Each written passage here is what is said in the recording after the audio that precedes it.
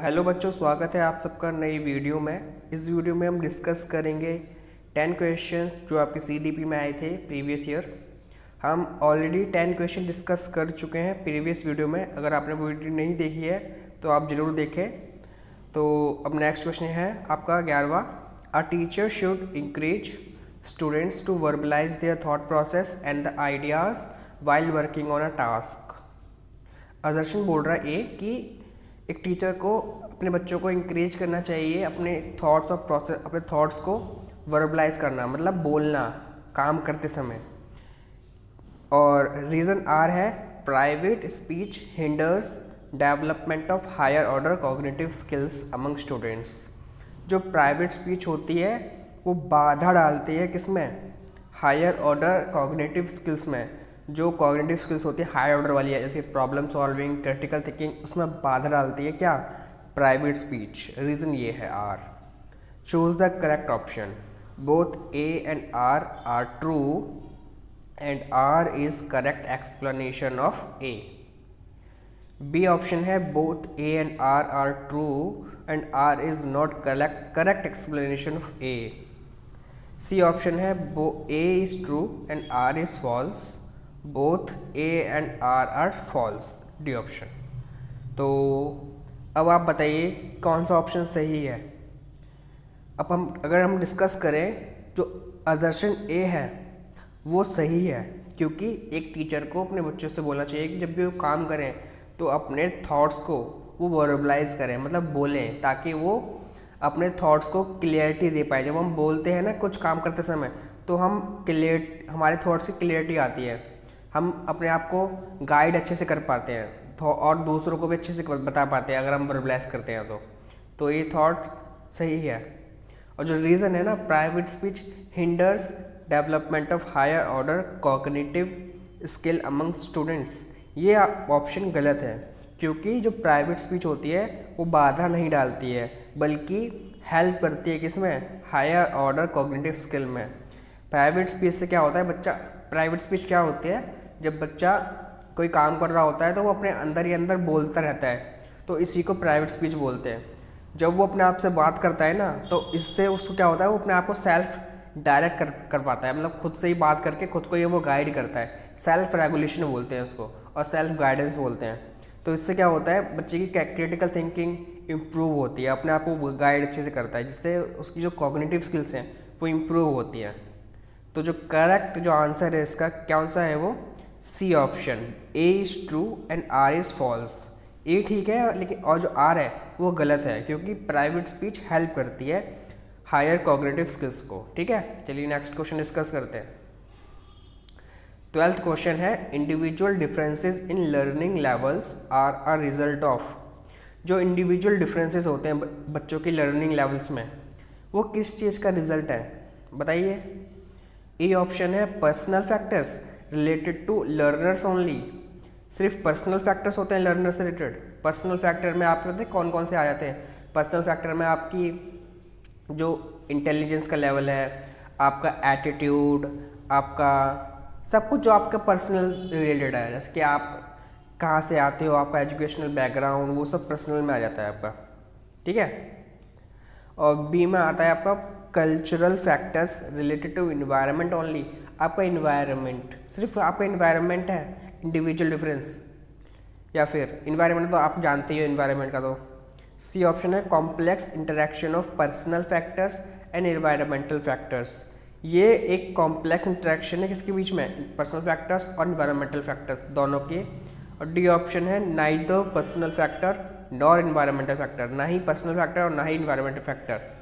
सो अब आप बताइए कि इंडिविजुअल डिफरेंस किस वजह से होते हैं। सही ऑप्शन क्या लग रहा है आपको? जो करेक्ट ऑप्शन है वो है option C, complex interaction of personal factors and individual environmental factors, दोनों का ही इक्वल रोल होता है। ठीक है, ये सिर्फ लर्नर का ही नहीं होता, सिर्फ पर्सनल नहीं होता, इसमें इन्वायरमेंटल फैक्टर का भी इक्वल नहीं, तो मतलब ये एक वो होता है, क्या बोलते हैं, एक प्रोडक्ट होता है दोनों का, दोनों से मिलकर ही ये सब क्रिएट होते हैं, क्या इंडिविजुअल डिफरेंसेस क्रिएट होते हैं, इसलिए दोनों ही इसमें शामिल होते हैं। चलिए नेक्स्ट क्वेश्चन डिस्कस करते हैं। A teacher is interested in understanding the learning progress of students on regular basis without comparison with each other. She should use dash assessment. एक टीचर है, वो इंटरेस्टेड है किसमें, अपने लर्नर के प्रोग्रेस को जानने में रेगुलर बेसिस पर, बिना कंपैरिजन किए दूसरे बच्चों के साथ उसे कौन सी असेसमेंट का यूज़ करना चाहिए। ऑप्शन है फॉर्मेटिव असेसमेंट, समेटिव असेसमेंट, तीसरा ऑप्शन है डिसकंटिन्यूअस फॉर्म ऑफ असेसमेंट, या फिर नॉर्म रेफरेंस असेसमेंट। कौन सी असेसमेंट का यूज़ करना चाहिए बिना, जहाँ पर कंपैरिजन नहीं करनी उसे बच्चों के साथ, कौन सी असेसमेंट का यूज़ करना चाहिए बताइए।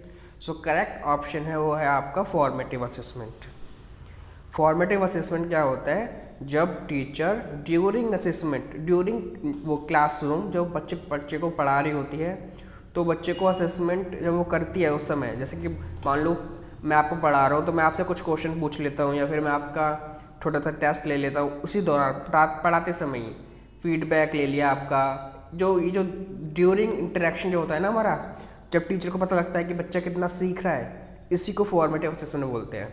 ठीक है, इससे बच्चे का कंपैरिजन नहीं होता किसी दूसरे बच्चे के साथ, टीचर को पता चल जाता है कि हाँ बच्चे की लर्निंग हो रही है नहीं हो रही है, कितना अंडरस्टैंडिंग लेवल है, फिर कहाँ पर टीचर को इम्प्रूवमेंट की ज़रूरत है, फिर टीचर फिर उसको फिर अपने लेसन प्लान में इम्प्रूवमेंट लाती है, उस तरह से पढ़ाती है वो। जो बी ऑप्शन है समेटिव असेसमेंट, समेटिव असेसमेंट क्या होता है, जब teacher at the end of the year जब असेसमेंट करती है, वो होता है समेटिव असेसमेंट। ठीक है, और सी ऑप्शन क्या है, ये तो ऐसा कुछ होता ही नहीं है। डी ऑप्शन है norm reference tense.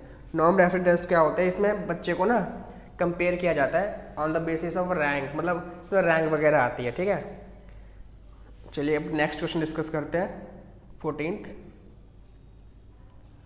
In order to develop a sense of belonging among all students a teacher should, एक सेंस ऑफ बिलोंगिंग मतलब कि हाँ हम भी क्लासरूम में बिलोंग करते हैं, सभी स्टूडेंट्स के बीच में ऐसा सेंस कैसे टीचर लेके आ सकता है क्लास में बताइए।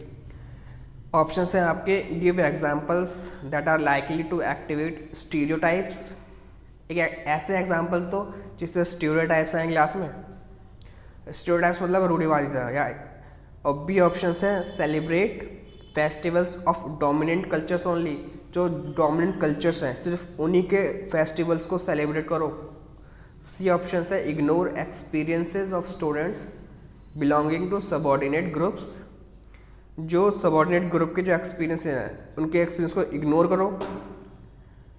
और डी ऑप्शन है inculcate respect of diversity and individual difference. अब इस तरह के जो क्वेश्चंस होते हैं ना, इनको ध्यान रखना, यहाँ पर कौन सा पॉजिटिव है वही पॉजिटिव आंसर होता है, जो ऊपर के तो 3 आंसर है ना वो नेगेटिव है, और जो चौथा है inculcate respect for diversity and individual difference, इनके प्रति रिस्पेक्ट लाना क्लास में, ये बहुत इंपॉर्टेंट है। किस लिए, आ सेंस ऑफ बिलोंगिंग के लिए, कि हम भी क्लास में एग्जिस्ट करते हैं, इसलिए टीचर को जो क्लास में आपकी जो कितनी सारी डाइवर्सिटी है, कुछ बच्चे होंगे आपके डिसएडवांटेज्ड ग्रुप से, कुछ बच्चे होंगे जो इमोशनली डिस्टर्ब होंगे, कुछ बच्चे होंगे डिसेबल्ड होंगे, सबको एक साथ लेके पढ़ाना ताकि सब बच्चे अपने फुल पोटेंशियल को अचीव कर सके, ताकि एक फुल इंक्लूजन हो सके और सभी बच्चे अपने पेस पर लर्न कर सकें, इसी को क्या बोलते हैं, इंक्लूजन बोलते हैं। और आप डाइवर्सिटी को रिस्पेक्ट कैसे कर सकते हो क्लास में, आप हर बच्चे से उनके जो कल्चर है उसका एग्जाम्पल्स आप क्लास में ले सकते हो, ताकि बच्चे को लगे हाँ हमारी भी बात क्लास में होती है, हमारी भी कल्चर की बातें होती हैं, तो वो भी बच्चा क्या करेगा, वैल्यूड फील करेगा क्लास में। इस तरह से बच्चा एक सेंस ऑफ बिलोंगिंग टीचर करवा सकता है। ठीक है, चलिए नेक्स्ट क्वेश्चन डिस्कस करते हैं। विच of the following does not help in the development of critical thinking among students, critical thinking में क्या हेल्प नहीं करता बच्चों की। ऑप्शन हैं आपके, rigidity of thoughts, B option है मेटाकॉग्निशन, सी ऑप्शन है self questioning and self testing, D option है एवेल्युएशन ऑफ प्रपोज्ड सॉल्यूशंस। अब बताइए क्रिटिकल थिंकिंग में क्या हेल्पफुल नहीं है। आपका करेक्ट जो ऑप्शन है वो है option A, rigidity of thoughts. Rigidity of thoughts में क्या होता है, बच्चा सिर्फ अपना ही तो थॉट है उसी को वैल्यू करता है, और बाकी जो थॉट्स हैं उनको वैल्यू नहीं करता। यहाँ पर जो डिफरेंट पर्सपेक्टिव्स होते हैं वो उनको वो लेता ही नहीं है। इसलिए क्या होता है, उसकी थॉट है वो रिजिड होते हैं। रिजिड मतलब अनम्यता, मतलब कठोर, मतलब वो सुनना ही नहीं चाहता आपकी बातें। अगर वो सुनेगा ही नहीं है तो क्रिटिकली सोचेगा कैसे। क्रिटिकल थिंकिंग में क्या होता है, हम डिफरेंट डिफरेंट सॉल्यूशंस को सोचते हैं और उनके बारे में देखते हैं, उनको सुनते हैं और हर किसी के एडवांटेजेस सब देखते हैं, नापते हैं और एक सही इन्फॉर्म्ड डिसीजन हम फिर लेते हैं। अगर हम किसी को सुनेंगे ही नहीं, अपने ही बातों को करते रहेंगे तो हम क्रिटिकली सोच ही नहीं पाएंगे। तो करेक्ट ऑप्शन क्या हो जाएगा, रिजिडिटी ऑफ थॉट। जो मेटा कॉग्निशन होता है वो क्या होता है, जब हम खुद की थिंकिंग के बारे में सोचते हैं। और सेल्फ क्वेश्चनिंग और टेस्टिंग, इस ये क्या होता है, क्वेश्चन करना। और इवैल्यूएशन ऑफ प्रपोज सोल्यूशन, बाकी ने सॉल्यूशन बताए हैं बाकी बच्चों ने, और उनके सॉल्यूशंस को सोच के एक डिसीजन लेना। इन तीनों से ही क्या होता है, क्रिटिकल थिंकिंग इम्प्रूव होती है। जो ऑप्शन ए है रिजिडिटी ऑफ थॉट, उससे क्रिटिकल थिंकिंग इम्प्रूव नहीं होती है। ठीक है, चलिए next question. Inclusive education caters to the needs of, options हैं आपके। जो इंक्लूसिव एजुकेशन होती है, जो मैंने बताया, वो किस किस की नीड को कैटर करता है। आपके कैटर मतलब होता है, मतलब किस किस की कैटर मतलब होता है कि आप किस तरह से हैंडल करते हो। ऑप्शन है आपके स्टूडेंट्स विद डिसेबिलिटीज़ ओनली, या फिर ओनली मतलब students with emotional difficulties, students who are talented, students from low socio economic status. अब बताइए कि इंक्लूसिव एजुकेशन किन किन की नीड्स को कैटर करता है। इंक्लूसिव एजुकेशन क्या होती है, जब हम सभी बच्चों को एक साथ लेके पढ़ाते हैं। ठीक है, सो करेक्ट ऑप्शन आपका ऑप्शन डी। वो स्टूडेंट्स में डिसेबिलिटी को भी कैटर करता है, इमोशनल डिफिकल्टीज वाले बच्चों को भी कैटर करता है, जो बच्चे टैलेंटेड है उनको भी कैटर करता है, और सोशियो इकोनॉमिक स्टेटस जिनका लो है बच्चों का, उनको भी इंक्लूसिव एजुकेशन में पढ़ाया जाता है। ठीक है, नहीं हमें लगता है कि इंक्लूसिव एजुकेशन मतलब सिर्फ डिसेबल्ड बच्चों को ही पढ़ाना, नहीं। इंक्लूसिव एजुकेशन में सभी बच्चों को ध्यान में रख के पढ़ाया जाता है। इसलिए करेक्ट ऑप्शन क्या है, 1, 2, 3 एंड 4 चारों ही ठीक है। चलिए next question. Omitting, substituting and reversing the letters and words while reading the text is directly associated with. भूल जाना, सब्सटीट्यूट कर देना, उल्टा कर देना लेटर्स को, जैसे कि 6 की जगह 9, 9 की जगह 6। Words while reading the text, जब हम किसी टेक्स्ट को पढ़ रहे होते हैं तब। ये किससे रिलेटेड है। ऑप्शन है आपके cerebral palsy, dyslexia, autism, locomotor disability. ये किससे रिलेटेड होता है, याद रखना। पढ़ने से रिलेटेड जो भी डिफ़िकल्टीज होती हैं वो डिसलेक्सिया में आती हैं। ठीक है, ये cerebral palsy, autism, locomotor disability ये भी है, लेकिन इसमें अलग अलग तरीका की वो क्या होती हैं, परेशानियाँ होती हैं। लेकिन जो डिसलेक्सिया होती है उसके अंदर पढ़ने से रिलेटेड डिफ़िकल्टीज होती हैं। ठीक है, नेक्स्ट क्वेश्चन है ऑटिज्म के बारे में। Autism directly and negatively impacts a persons. Option है आपके social and communication skills, B option है विजन, सी ऑप्शन है ability to concentrate, C option है फिजिकल कोऑर्डिनेशन। अब बताइए ऑटिज्म के अंदर डायरेक्टली और नेगेटिवली क्या इम्पैक्ट करता है, क्या करती है इम्पैक्ट ऑटिज्म पर्सन की। करेक्ट जो ऑप्शन है, याद रखना ऑटिज्म के बारे में कि ऑटिज्म वाले बच्चों के ना जो सोशल और कम्युनिकेशन स्किल्स होती हैं वो बहुत ज़्यादा इफेक्ट करती हैं ऑटिज्म में।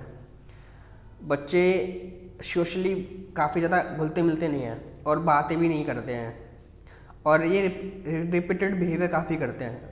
रिपीटेड बिहेवियर मतलब अगर कुछ काम कर रहे हैं तो उसको बार बार दोहराना, एक जगह घूम रहे हैं तो बार बार उसी जगह घूमना, ऐसे काफ़ी ज़्यादा रिपीटेड बिहेवियर वो काफ़ी करते हैं। ठीक है, बाकी जो तीन, ये विज़न, एबिलिटी टू कॉन्सेंट्रेट और फिजिकल कोऑर्डिनेशन, ये भी इनका इफेक्ट होता है। लेकिन जो डायरेक्टली जो इनफैक्ट ऑटिज्म इम्पैक्ट करता है वो इनका डायरेक्टली वो करता है सोशल और कम्युनिकेशन स्किल्स। ठीक है, डायरेक्टली। लेकिन विजन, एबिलिटी टू कॉन्सेंट्रेट और फिजिकल कोऑर्डिनेशन ये भी क्योंकि ऑटिज्म जो है ना एक स्पेक्ट्रम है, इसके अंदर काफ़ी चीज़ें इम्पैक्ट होती हैं। लेकिन जो डायरेक्टली जो इम्पैक्ट होता है ना वो होता है आपका सोशल एंड कम्युनिकेशन स्किल्स और रिपीटेड बिहेवियर, और आपका बिहेवियर भी। ठीक है, याद रखना। नेक्स्ट क्वेश्चन है 19वां। Which of the following is correct in the context of students who are gifted.